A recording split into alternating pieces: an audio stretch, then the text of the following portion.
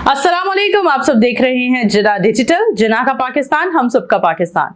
और मैं हूं आपकी होस्ट नूर अमानुल्लाह। जिना डिजिटल के जरिए हम हर तरह से कोशिश करते हैं कि अपने तमाम तर देखने वालों को, व्यूवर्स को ऑफ एंड ऑन हेल्थ के हवाले से गाइड करते रहें, बताते रहें। हमारे साथ मौजूद हैं डॉक्टर अशरफ ज़िया, जो कि जिना हॉस्पिटल में आईसीयू के इंचार्ज हैं। इनसे जानते हैं हेल्थ के हवाले से। अस्सलाम वालेकुम। वालेकुम अस्सलाम। कैसे हैं सर आप? ठीक, अल्लाह का शुक्र है। फार्मूला मिल्क की बात करते हैं। फार्मूला मिल्क भी बच्चों के लिए बहुत सारे अब ऐसी रिसर्चेस हमारे सामने आ गई हैं जिसमें हम देखते हैं, पढ़ते हैं कि फार्मूला मिल्क भी बच्चों के लिए कोई मुनासिब चीज़ नहीं है।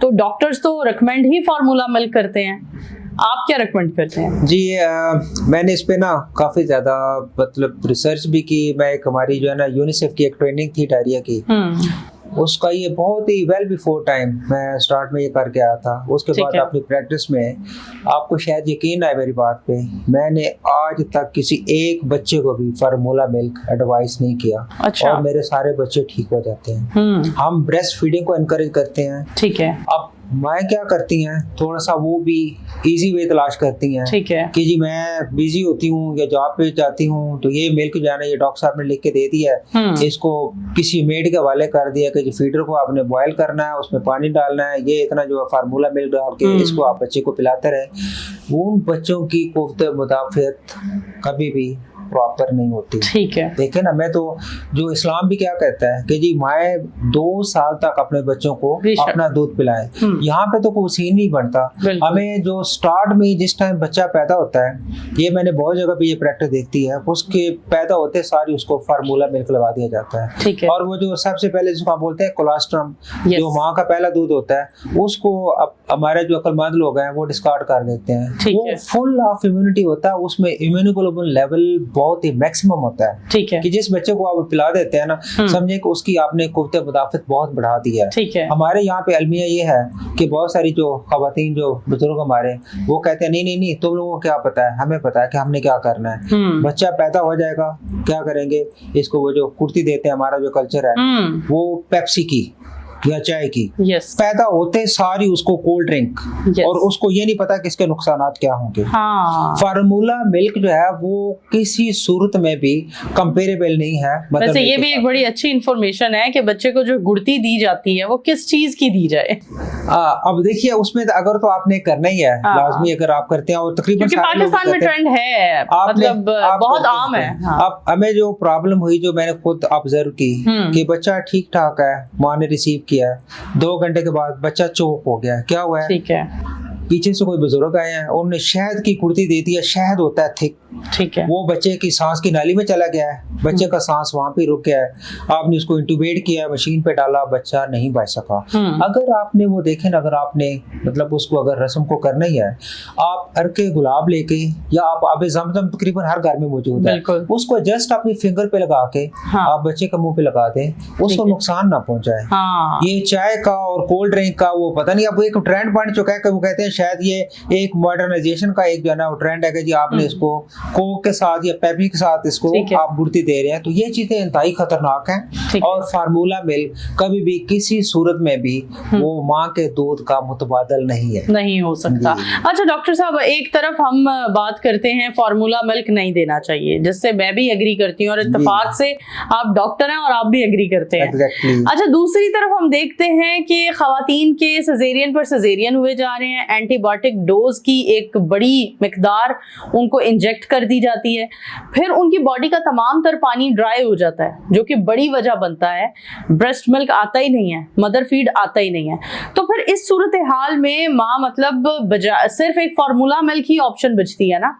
मतलब जो भी हम केसेस देखते हैं नॉर्मल होते हैं केसेस, वहां तो हमें ये ऑप्शन सुनने को ही नहीं मिलता कि मतलब मदर फीड नहीं अवेलेबल। लेकिन जहां सजेरियन होते हैं, और सजेरियंस का ट्रेंड हम कहते हैं गवर्नमेंट हॉस्पिटल्स में तो शायद इतना नहीं है, लेकिन प्राइवेट हॉस्पिटल्स में बहुत ज्यादा है, क्योंकि ये एक शायद एक पैसा कमाने की भी काला धंधा समझ लिया इसको। क्या कहेंगे इस बारे में? जी, आपकी बात काफी हद तक ठीक है, लेकिन इसको मैं थोड़ा सा वजाहत से एक्सप्लेन करना चाहूंगा, क्योंकि ये व्यूअर्स के लिए ये बात समझना बहुत जरूरी है। ठीक है। सबसे पहली बात ये कि सिजेरियन ज्यादा हो क्यों रहे हैं। ठीक है।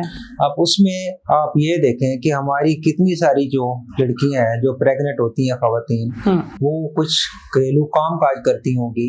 अगर वो बैठ के काम करती हैं, जिस टाइम वो एंड पे डिलीवरी के लिए आती हैं, उनका वो जो बच्चादानी का मुंह खुलता ही नहीं है, वो पेन लेने के लिए किसी सूरत में भी तैयार नहीं हो सकती। ठीक है। मैं आपको एक छोटी सी एग्जांपल देता हूँ। बाहर यूके में हमारे एक पेशेंट की डिलीवरी हुई। ठीक है। 36 आवर्स का ट्रायल हुआ, 36 घंटे। अब जब भी एक साथ डॉक्टर थी अटेंडेंट, वो इंटरवीन करे, उन्होंने कहा कि जी अगर आप इंटरवीन करेंगे तो हम आपके पेशेंट को अटेंड नहीं करेंगे। ठीक है। यहाँ पे क्या होता है, यहाँ पे पेशेंट को पेन स्टार्ट हुई, 4 घंटे के बाद पीछे से या तो उसकी बच्ची की माँ आ जाएगी या कोई और कि बच्ची बहुत कमजोर है, इससे दर्द बर्दाश्त नहीं, डॉक्टर साहब आप ऑपरेशन करें। ठीक है। अब उस टाइम होगा क्या, अगर हमने ट्रायल कर दिया प्रोलॉन्ग और खुदा न खास्ता बच्चे को कोई मसला हो गया, सारी की सारी रिस्पॉन्सिबिलिटी डॉक्टर पर आ जाएगी। अब डॉक्टर अपनी सेफ साइड करने के लिए क्या कहते हैं कि जब फैमिली का प्रेशर आ गया कि जी अब आपने ट्रायल नहीं देना, उस टाइम वो सिजेरियन पे चले जाए। ठीक है। दूसरा हमारा जो सबसे जो एक बड़ा अलमिया है जिसपे हम काम कर रहे हैं, मैं चूंकि हेल्थ केयर कमीशन का टेक्निकल एडवाइजर भी हूँ, और हम इस पे ही सिजेरियन का रेट क्यों बढ़ा है, हमारा सिर्फ एक मोटो है जिसपे हमारी मीटिंग चल रही है, 3 मीटिंग होगी और उसके बाद अभी नेक्स्ट मीटिंग प्लान कर लिया। हमारे मरीज प्रेग्नेंट हुए, पूरे 9 महीने डॉक्टर के पास नहीं जाना। कहीं जहाँ पे छोटा मोटा क्लिनिक है, किसी LHV ने दाई ने खोला हुआ है, वहाँ पे चेक करवा रहे हैं, वहाँ पे अल्ट्रासाउंड हो रहा है हर दफा ही, इवन ब्लड टेस्ट भी नहीं कराना CBCP की आपकी HB कितनी है, और वहाँ पे ना उनको प्रॉपर गाइडेंस है, उनको ये नहीं पता होता कि हमने आगे कैसे लेके चलना, हमने डाइट का इस्तेमाल करनी है, हमने किस तरह से बच्चे की ग्रोथ को बेहतर करना है। ठीक है। वो पेशेंट जब बेड पे आते हैं उनके पास और कोई ऑप्शन नहीं होती कि उनका सिजेरियन हो। ठीक है। दूसरा ये है कि हमें जो एक और यहाँ पे हमें जो एक प्रेशर होता है ऑन डिमांड। ठीक है। कि पेशेंट आता है कहते हैं मैं तो नॉर्मल डिलीवरी करवानी ही नहीं है। ठीक है। क्या वजह क्या है जी, मुझे बहुत ही पेन लेनी पड़ती है, मैं तो पेन नहीं बर्दाश्त करूंगी। ठीक है। हमारे पास ऑप्शन है पेनलेस डिलीवरी की। ठीक है। कि आप डिलीवरी करवाएं, हम आपको पेन फ्री कर देंगे। ठीक है। वो कहते हैं जब पेशेंट आपको देखें अगर ऑप्शन और ऑप्शन नहीं है, आप कहता है जी मैंने करवाना ही सिजेरियन सेक्शन है, फिर आपको वो करना पड़ेगा। ठीक है। अदरवाइज आप नॉर्मल डिलीवरी के विदाउट कंसेंट आप ट्रायल दे नहीं सकते। ठीक है। अच्छा डॉक्टर साहब, सॉरी फॉर इंटरप्शन, आप कंटिन्यू करें। हाँ जी, मैं उस पर एक चीज बताना चाह रहा था, जो आपने बताया कि जो सिजेरियन होता है तो उस टाइम बच्चे को जो है ना वो माँ का दूध वो नहीं आता, बिल्कुल एंटीबायोटिक की वजह से। ये थोड़ा सा एक मिसकंसेप्शन है। ठीक है। चाहे वो नॉर्मल डिलीवरी है चाहे सिजेरियन सेक्शन है, जिस टाइम बच्चा फीड करने के लिए ब्रेस्ट को मुंह लगाता है उस टाइम मिल्क बढ़ना स्टार्ट होता है। ठीक है। अब बहुत सारी ऐसी मेडिसिन भी आ गई है जिससे आप मिल्क की प्रोडक्शन को बढ़ा सकते हैं। ठीक है। लेकिन उन माओ में एंटीबायोटिक के साथ ऐसी कोई स्टडी नहीं है कहीं पे भी कि एंटीबायोटिक के साथ उसमें दूध की मिकदार कम हो या उनमें ब्रेस्ट मिल्क प्रोड्यूस ना हो या कोई ऐसा कोई मिल्क जो बच्चे को नुकसान दे, सिवाय चंद मेडिसिन के जो कि ब्रेस्ट मिल्क में एक्सक्रीट होती हैं। वो तकरीबन हर जो सीनियर डॉक्टर है समझदार है उसको आइडिया का मैंने ये मेडिसिन जब जो बच्चा जो ब्रेस्ट फीड कर रहा है उस माँ को मैंने ये मेडिसिन नहीं देनी। इसलिए ये जो एक मिसकंसेप्शन है कि सिजेरियन के बाद प्रॉब्लम क्या होती है, सिजेरियन के बाद माँ कहती है मुझे पेन हो रही है, मैंने बच्चे को फीड नहीं कराना। बहुत सारी माँ हमारे पास भी जो पेशेंट आते हैं सिजेरियन के बाद वो इमीडिएटली उसी टाइम ही ब्रेस्ट फीडिंग स्टार्ट करवा देते हैं। उनको थोड़ा सा एक स्टेप लेना पड़ता है कि पेन बर्दाश्त कर लें, और जो ही बच्चा जो है ना वो फीडिंग स्टार्ट करता है तो ब्रेस्ट मिल्क जो है ना प्रोडक्शन स्टार्ट हो जाती है। ठीक है। अच्छा डॉक्टर साहब, एक हम अब वक्त का थोड़ा तकाजा है कि हम अब थोड़ा वाइंड अप की तरफ भी जाएंगे, लेकिन एक फाइनल क्वेश्चन, हम अपनी जनरेशन में देख रहे हैं जो मौजूदा नई जनरेशन आ रही है, हम नई जनरेशन में एक तो दरमियानी जनरेशन है जो फास्ट फूड पर चल रही थी, अब एक नई जनरेशन है जो सिर्फ कोरियन नूडल्स पर या कनौर नूडल्स पर ही चलती चली जा रही है। ये नूडल्स वाली जनरेशन चाहे लड़के हों चाहे लड़कियां हों, इनके लिए क्या कहेंगे? ये नूडल्स जो है ये बच्चों के लिए, हमारे टीनेजर्स के लिए, यंगस्टर्स के लिए, लड़के लड़कियों के लिए कितनी नुकसान नुकसानदेह हैं, थोड़ी इस पर बात हो जाए स्टमक इश्यूज के हवाले से। जी आपने बड़ा जो एक सेंसिटिव पॉइंट जो है ना वो हाईलाइट किया है। एक पहले तो ये फास्ट फूड भी ऐसे ही कमालात दिखा रही है, वो आपके स्टमक को बहुत ही अपसेट करती है।